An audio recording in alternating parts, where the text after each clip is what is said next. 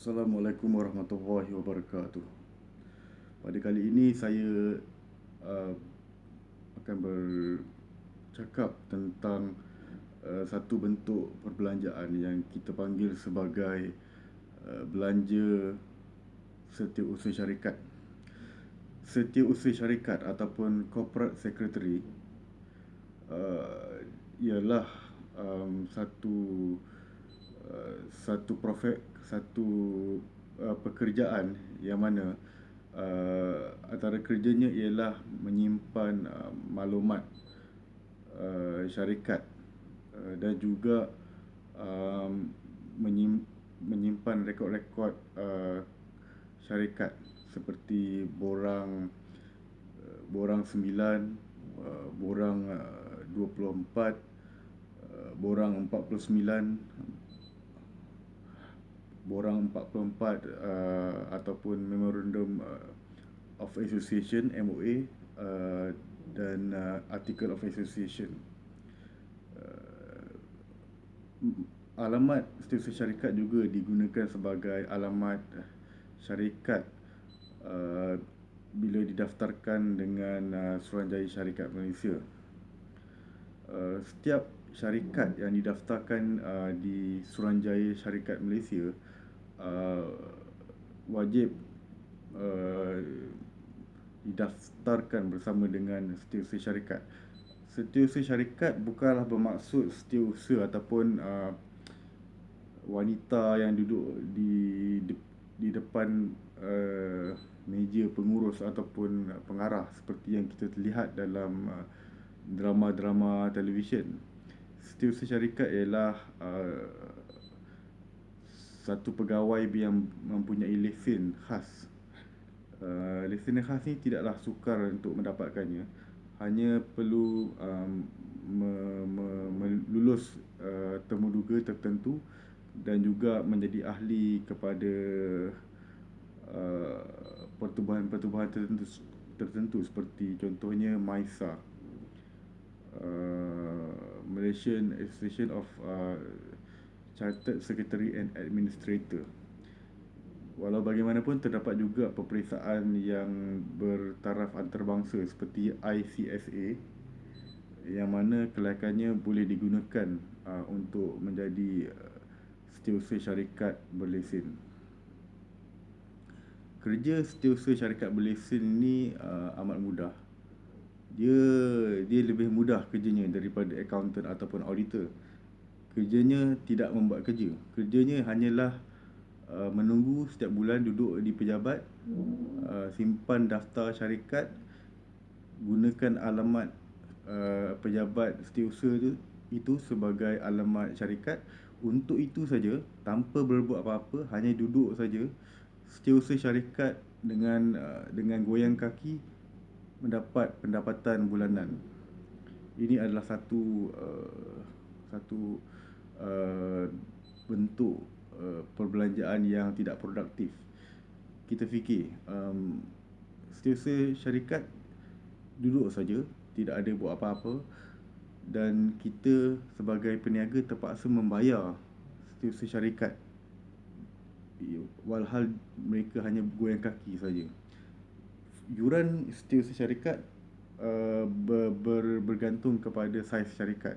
Lebih besar saiz syarikat, lebih besar yuran setiausaha syarikat yang di-charge. Antara kerja lain yang melibatkan sedikit kerja, sekurang-kurangnya, biasanya yuran bulanan itu tak memerlukan setiausaha syarikat buat apa-apa. Tetapi ada juga macam contohnya menghasilkan resolusi. Kadang-kadang apabila kita nak membuka akaun bank ataupun membuat pelaburan syarikat, resolusi perlu dibuat, dan resolusi itu ditulis, didraftkan oleh setiausaha syarikat dan disahkan oleh setiausaha syarikat. Dan ini adalah kos yang berasingan daripada kos bulanan. Jadi jika ada kos bulanan, pada masa sama ada kos-kos yang membuat kerja. Jadi itu pun adalah satu charge yang tidak bermanfaat kepada syarikat. Begitu juga dengan seperti juga firma auditor dan juga ejen cukai, firma setiausaha membuat charge-charge seperti contohnya charge photostat, charge alat tulis dan juga charge-charge tambahan yang tersembunyi untuk setiap kerja yang dilakukan. Ini juga adalah charge-charge yang berasingan daripada charge bulanan dan charge membuat kerja. Ini adalah charge yang tersembunyi dan ia juga tidak mendatangkan sebarang manfaat kepada syarikat. Antara juga kerja-kerja setiausaha syarikat ialah mengesahkan dokumen. Misalnya dia menyimpan borang 9, borang 49, 44, 24. Apabila kita sebagai pengarah syarikat ataupun tuan punya syarikat meminta daripada setiausaha syarikat akan sesuatu, maka kita untuk tujuan tertentu, contohnya membuka akaun bank dan sebagainya, kita perlukan salinan tersebut dan salinan perlu disahkan. Jadi setiausaha syarikat mengesahkan salinan tersebut. Ada setengah bank yang bermati-matian hendak chop daripada setiausaha syarikat. Jadi ini juga melibatkan kerja. Membuat satu resolusi boleh kadang-kadang mencapai, satu resolusi itu boleh mencapai ke RM500. Hanya 5 muka surat, 4-5 muka surat saja. Kita sendiri pun boleh buat. Tetapi oleh sebab dia ada lesen setiausaha syarikat, bukanlah istimewa sangat, tetapi charge-nya begitu tinggi. Dan untuk mengesahkan setiap dokumen itu juga ada charge tambahan. Jikalau kita ada memohon lesen-lesen daripada pihak kerajaan, pihak-pihak kerajaan ini memerlukan dokumen 24, dokumen 49 dan sebagainya disahkan. Jadi mengikut pengalaman saya, pihak yang boleh mengesahkan dokumen ni bukan saja setiausaha syarikat. Anda juga boleh mendapatkan Suruhanjaya Syarikat sendiri mengesahkan dokumen. Misalnya anda boleh pergi ke Suruhanjaya Syarikat, anda mengisi borang, anda memohon untuk supaya Suruhanjaya Syarikat, memandangkan Suruhanjaya Syarikat ialah yang pihak yang mengeluarkan semua borang-borang tersebut, borang 24, 49, 9 dan sebagainya, maka jika Suruhanjaya Syarikat sendiri yang mengesahkan, ia ada lebih boleh lebih tinggi nilainya daripada setiausaha syarikat sepatutnya. Jadi itu yang sepatutnya dilakukan, dan bahkan kemudahan ini ada disediakan oleh Suruhanjaya Syarikat Malaysia. Jadi jikalau anda hendak mengesahkan dokumen, anda boleh pergi ke Suruhanjaya Syarikat Malaysia tanpa melalui setiausaha syarikat. Satu kebaikan ialah apabila anda mengesahkan dokumen dengan menggunakan khidmat Suruhanjaya Syarikat, kosnya adalah jauh-jauh lebih murah daripada setiausaha syarikat. Dan kadang-kadang kerja setiausaha syarikat ni selalunya lambat. Tapi minta maaf, kerja-kerja setiausaha syarikat adalah lambat. Tetapi kerja Suruhanjaya Syarikat, jika anda nak mengesahkan dokumen menggunakan khidmat Suruhanjaya Syarikat Malaysia, anda pergi ke kaunter, isi borang, bayar. Dalam tak sampai setengah jam anda mendapat maklumat yang anda hendak. Tetapi Suruhanjaya Syarikat mungkin mengambil setiausaha syarikat selalunya mengambil masa. Jadi apa yang saya nak rumuskan di sini ialah kos setiausaha syarikat ini tidak perlu dan ia tidak mendatangkan manfaat. Dan satu lagi yang saya nak tekankan di sini ialah dari segi percukaian. Ada tahun untuk berbelanja begitu banyak untuk setiausaha syarikat. Sebarang kos atau perbelanjaan yang dibelanjakan untuk setiausaha syarikat tidak boleh ditolak cukai.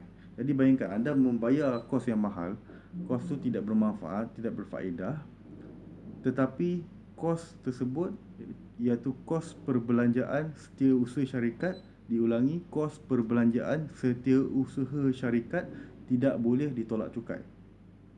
Bayangkan, kos yang besar, kos yang tak bermanfaat, kos setiausaha syarikat tidak boleh ditolak cukai bagi pengiraan cukai lembaga hasil dalam negeri.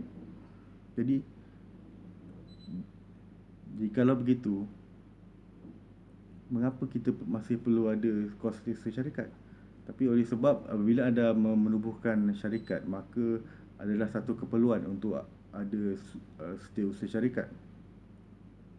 Walau bagaimanapun, pada masa sekarang, semenjak 2012, seperti saya, kalau anda ada melihat video-video saya yang lain, saya sering mengulang, menekankan tentang kewujudan bentuk perniagaan yang dipanggil sebagai PLT, perkongsian liability terhad.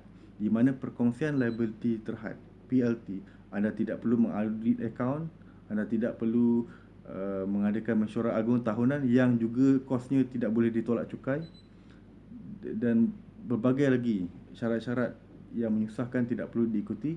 Dan dalam kes ini, PLT, anda tidak perlu melantik suruhanjaya syarikat.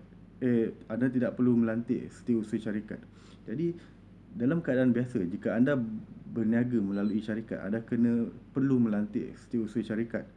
Tetapi dengan PLT, anda tidak perlu melantik setiausaha syarikat. Jadi, dengan adanya bentuk perniagaan seperti PLT, maka anda dapat mengelak daripada perbelanjaan setiausaha syarikat yang saya sebutkan tadi, yang mahal dan yang tidak boleh digunakan untuk menolak cukai.